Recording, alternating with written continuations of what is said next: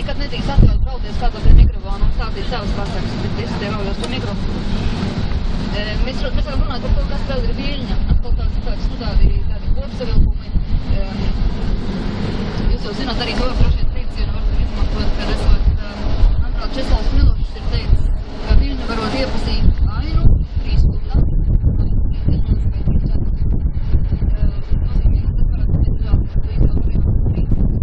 Aldas stāstījums par Viļņu.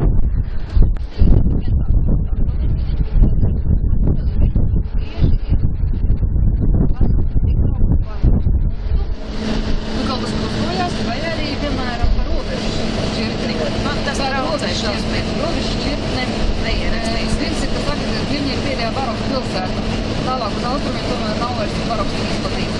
Mēs šeit runājām, vai tomēr nav Ļova arī vēl tas uzsniedz, kāpēc, Ļova atrodas vairāk rietumos, tiešām Viļņa ir vairāk baznīca tieši tās novietas. Vēl tiek Viļņa saukt par pēdējo katoļu baznīcas bastionu Eiropā. Aiz 340 km tālāk ir sākās pareizticība.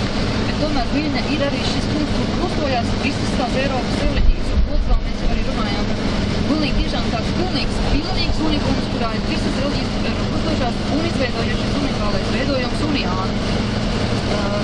Tātad Uniāni atzīst pāvestu kā savu baznīcas kalnu, tajā pašā laikā viņu rituāli ir ievērot pēc ortodoksas baznīcas, pareizticībā baznīcas tradīcijām. Un kaut kas tāds var atsimot veidoties arī tur, kur no šīs visas reliģijas sakrustojās.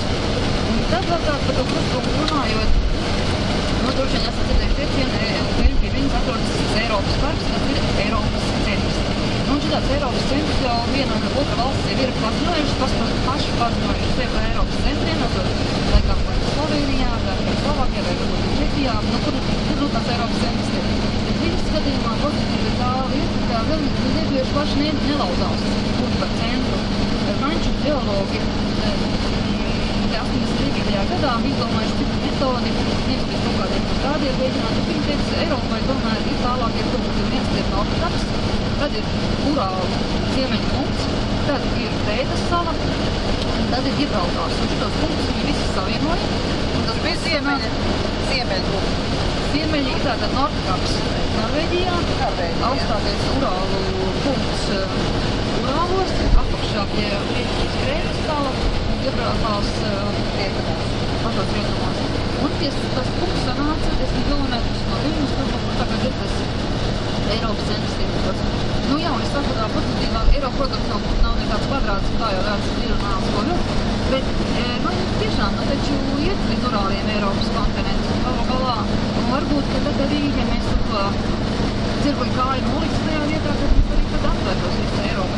Tas, protams, tāds, esam attiek viedokļu priekšķiņi, bet zināmā mērā mēs varam teikt, ka mēs jau vakar runājam Eiropas Savienību, vidusvārdos un bijus, un tas ir tas koncentrējies tajā vietā, ka tur ir visas Eiropas reliģijas, kultūras, arī tik daudzas tautas ir bijušas un pilnīšā savniecībā, un tad ir tāds tas, fascinējošais veidojums, kāds Viļņa šobrīd ir. Un to cilvēku jūtas, pilnīgi līdzīgi jūtas. Vēl viena lieta, kas tiek teikt, ja mēs salīdzinām tās pilsētas, protams, Tallina, ziemeļu Gottika un ziemeļu Skandināvijas, neapšaubām ietekme Rīga, protams, Jūgenstils. Starp citu, aizvakardien vadīju Berlīnes arhitektas savienības vadītāju diskusiju par Rīgu, un viņa pirmais iespējas, kad Rīga atpilsot, viņš teica, tā, bet šit neko sākās, tā ir Parīze. Atkal tā Parīze, tomēr kaut kādas asociācijas ir, ko cilvēki tādā ar sajūtām sajūt. Un Viļņa tomēr ir ar ļoti mediterānu iespēju balkoni. Vakar ir klimats. Pilnīgs jau tāds dienvidu klimats. Vakar ir, mēs gājām balkoniņi, iekšpagalni apdzīvotie. Un, protams, tādi 3 stāvi daudzās baznīcas, tā asociācija ar Romu, ar Viļņas katoļu baznīcu. Tur nav nekādas skandināvas.